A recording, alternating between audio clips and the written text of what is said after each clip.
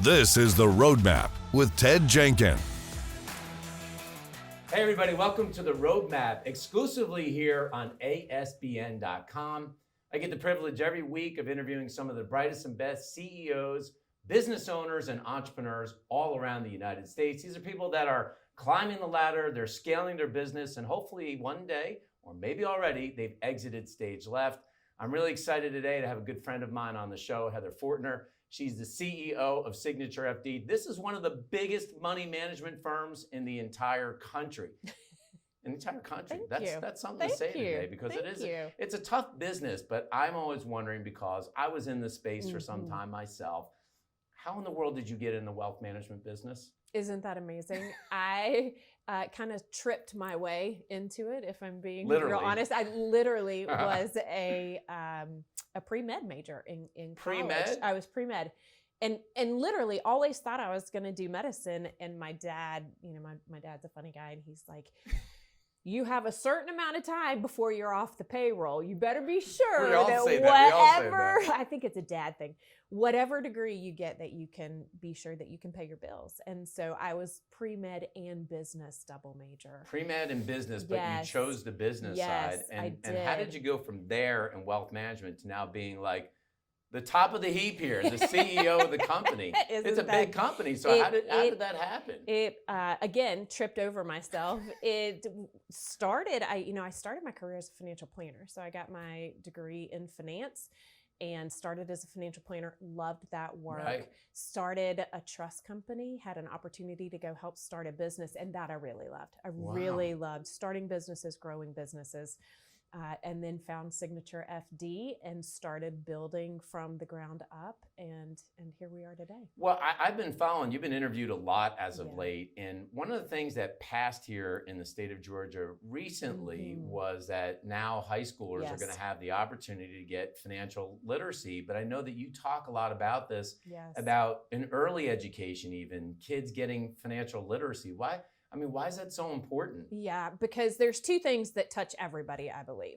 Money and communication. Money, everybody has to deal with money, and everybody has to communicate. And so, my graduate training is in professional counseling, and I believe that if you can teach people the fundamentals of money and how to live well with money, and you can teach people to talk about money, because it is the number one stressor in people's lives. It is also 75% of why marriages fail. Right, 75%. If you can teach people how to do those two things, and you can teach them how to do them well, you change families. Isn't it amazing? I can remember in 7th or 8th grade that I think I had 2 mandatory semesters, one in French and one in Spanish.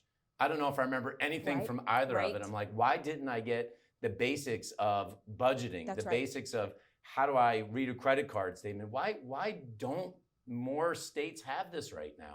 I don't know why, but I do think that we had a period, right? You learned in home economics. I had home economics in junior. I'm sure you did. Typing, like those were core fundamental skills that schools taught. And I think that just as the education system has changed, some of those core skills went by the wayside. I'm grateful that my mother made me take typing. I am grateful. Right? Is it that you see those people who hunt and peck now, and it's like, oh man, you got to go back to typing class? I think finance and basic money management skills, budgeting skills should be the same way. And I'm really proud of Georgia for instituting that. So, what SignatureFD is doing here in Atlanta, but just in general across the country, is amazing. And a lot of business owners that may be watching this think about branding and slogans. And I really love the way that your company uses slogans, especially this net worthwhile, which is like a lot of people talk about, what's my net worth? Yeah. How did that come about, and how did you all decide to weave that into the fabric of what you do? Yeah, it's just an evolution of who we are at our core, which the belief there is very simple, which is money's just a tool. And it should be used in the pursuit of the things that you find worthwhile, the things that mean the most to you. And if your money is not serving those purposes in your life, then it really is meaningless at the end of the day. Isn't that true? Because you work with a lot of business owners. I know that's one of the specialties that are out there. But when people think about exiting stage left from their business. And for a lot of business owners, they've never really been in the stock market, that most of their assets may be real estate or the value of the business. And is it hard for them to figure out what is worthwhile because all they've done all day was build this big asset in their business? Absolutely. They've been so heads down. And we find that for the majority of people is that they're so focused on, you know what, I'm going to save and I'm going to enjoy life later. I'm going to enjoy life when I retire. Right. But what about today, right? What about the legacy you want to leave? What are the things that matter to you? Because the reality is that this journey with your finances, it is a marathon and not a sprint. Yeah, that's very, very true. And I think a lot of owners struggle with that. And I think I've heard owners say 1,000 times, I'm never going to do another business until they do another business. They can't help themselves. No, I know. I mean, true entrepreneurs, right? They have the drive to continue to build. And it's necessary to fulfill the things that they find worthwhile. Their assets, their financial world needs to be in alignment and in support of that. So as one of the top wealth management companies in the country, I saw that one of the visions that you have is to get to $10 billion. $10 billion, as they say it in there. There's a lot of money. Yeah. How do you find talented people, not only financial advisors or wealth managers, but really in this labor market today, operations people who want to get into that vision? And how do you connect that vision in the company every day? Yeah, that's a great question. I think people want to work where they, one, are seen, where they're heard, where they're valued, but where there's purpose. They want to align their life's work to purpose. And when you are in the business of serving others to help others achieve their purpose, you know, that's a very easy value proposition to attract talent. Was the labor market tighter now? Do you find it to be tighter, or you still think as long as you have the vision in your company, you can attract the talent? Yeah, I think the labor market absolutely is tighter. The difference is that with the pandemic, you can access talent nationally versus just in your geographic region, which has been amazing. You know, I'm wondering, as a female CEO, you know, this business of wealth management for many, many years, and I still feel like it is today, has largely been a male-dominated business, that you don't have as many women. And I saw a study recently that said, I think by 2030, that half the money in this country through the intergenerational transfer of wealth are going to be held by women. So women will hold, they hold all the power now, but they will hold all the money. Why doesn't the business attract more women? You know, or why is it bad at attracting women into the business? Yeah, I think because one, it's historically been male dominated, right? So changing that feel and that culture is going to take time.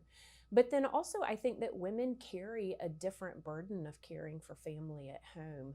That potentially we see more women exit the workforce because companies aren't equipped to handle allowing for flexibility that women need during a certain time in life to feel like they are contributing well to their career and contributing well to their family. It's so true. I saw a study recently that said even in households where women are the major breadwinner, they're still taking on the dominant share of responsibilities for the children. Absolutely. You men, get to work in here. Get to work in here. But I read a whole bunch of quotes. We're gonna have enough time to do them all, but I love this one in here where you said that a Zen approach to wealth management during volatile conditions. And we're in a time now where we've had high inflation, higher interest rates, political uncertainty in the US, geopolitical uncertainty, crypto, pandemic, who knows what it is, the pandemic.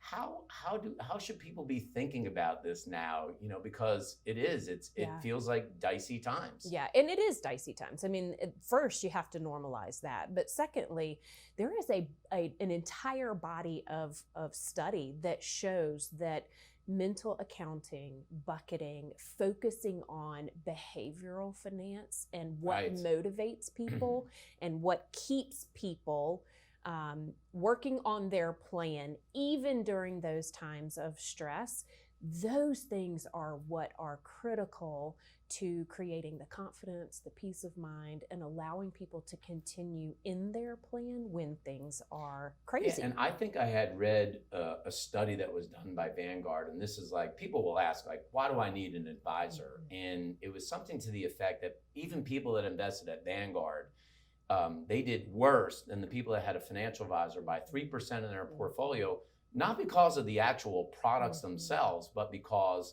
they themselves would pull the ripcord emotionally at the wrong time. Do you still find that today? Absolutely. Why do people get physical trainers? Right, Why do people get teachers? Why do executives get coaches? It's because in those moments where you are heightened or escalated from an emotional perspective, you need that objective third party to look in and say, hey, I get it. I know you're having all the feelings, but right now the plan and sticking to the plan is what will actually create the success. You know, your company has won all kinds of awards as well, not just on the wealth management side, but for what you do culture-wise. And so as a CEO, how do you try to set the culture for the business and how people should conduct themselves every day? Because I know there are a lot of people that can get bloated egos and they think that, you know, they're running the shop, but how do you set that culture every day? Yeah, you know, the interesting thing is that my philosophy on culture is that we are equal culture carriers within the organization. So the responsibility is of us collectively because we are a team. And so empowering everyone in the organization to contribute equally to the culture that we want collectively our organization to have. I think making those tools available, empowering people, that's how it happens. It's not me. Yeah. So, you know, I as of late, I think every day someone talks to me about ChatGPT and about, you know, AI and, you know, how do you just think about that as a CEO? Because it feels like it's coming upon us, and I feel like on one hand, there could be people that have money in an account and somebody uses a deep fake, or on the other side, they're like, you know, how do I save money in taxes? And AI tells them stuff, but it's not personal. Like, how do you think y'all will try to approach that over the next 5 years? Yeah, I think ultimately the industry itself will automate anything and everything that you can, whether it's portfolio selection, whether it's running of the financial plan, the actual technical components. I think a lot of that will be automated. What won't be automated is the behavioral, knowing the person that you're sitting in the room with, knowing what motivates them, what scares them, and being able to speak life, quite frankly, and success into the journey that they're walking. Because a lot of clients really do ask family questions that AI will not be able to answer. Like, you know, should I buy my kid a Honda or should I get him a BMW? How do I teach my kid about money? Right. AI is not going to be able to answer that. That's right. You can't teach my children. You can't do that. How will you know when's the right time to exit stage left in this business? You know, how will you know when the right time? And some businesses are never sold. They may go on forever, and that may be the plan. But how will you know? Or as you talk, because I know that you specialize in business owners like veterinarians. Absolutely. How do you know when is to tell them the right time to exit a business? You know, I think for us at SignatureFD, we have a mission to impact the lives of 10,000 families by 2030. I like because that. we believe that financially healthy families change the world. And so we are just getting started. We have, you know, an enormous vision and a lot to accomplish. I think that once we get to that place, I think it'll be a different conversation. But for now, we're ready to work. You and I spent the last 9 months of our lives in a heavy-duty program called Leadership Atlanta. It was a great experience. I'm wondering if you would tell people as a leader, what was your biggest takeaway from the program? That's a great question. I think from that program, I took the need to be completely educated around what's happening in the community that you serve. Because until you are educated about the issues that your community faces, I don't believe that you can actually serve people where they are. I love that. You heard it all here. Heather, thanks so much for doing this today. They say if you want to accomplish anything good in life, it's got to be worthwhile. Now we're going to talk about your money. Maybe it's net worthwhile. Check out SignatureFD. I'm Ted Jenkin, exclusively here on ASBN.com with The Roadmap. I'll see you next week. Thanks for watching The Roadmap with Ted Jenkin.